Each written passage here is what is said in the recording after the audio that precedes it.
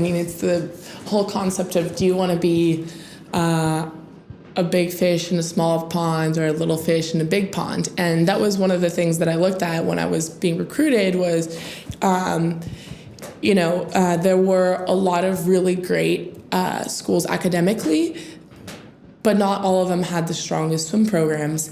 And I knew that I wanted to go to a school that was really strong academically.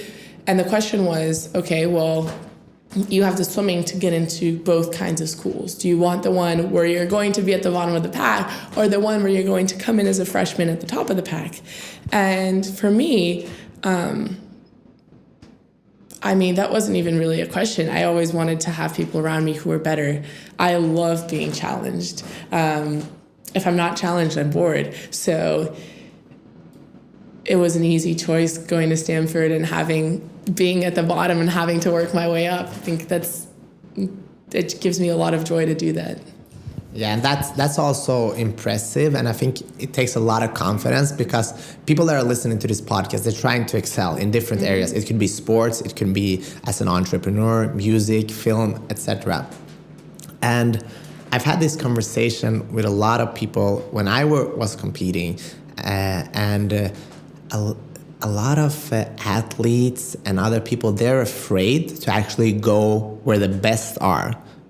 And how did it feel for you? Can you just walk us through that process? Like, that you're not the best in that environment, but it's the top level. Did it take any tolls on your confidence? And how did you work with that? That in itself didn't take any tolls on my confidence. And that was thanks to my high school club coach, actually, Tony Betas. He's the man. He always said that, you have much more to gain by racing Michael Phelps than Michael Phelps has to gain from racing you. And why is that? Because if you race Michael Phelps, who has this huge reputation, obviously, and was the best swimmer in the world, is the best swimmer in the world, and you race him in a 100-meter freestyle, and he's supposed to beat you from his best time to your best time by 12 seconds.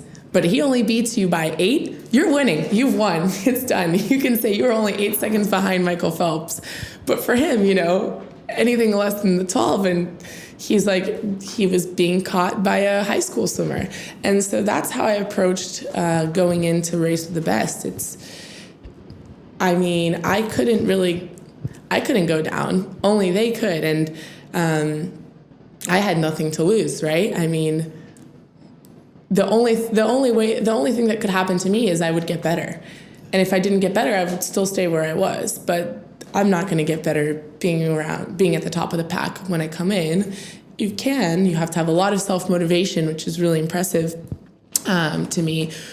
But if you have the opportunity to surround yourself with people who challenge you to be better, then why not do it? You only have the opportunity to improve.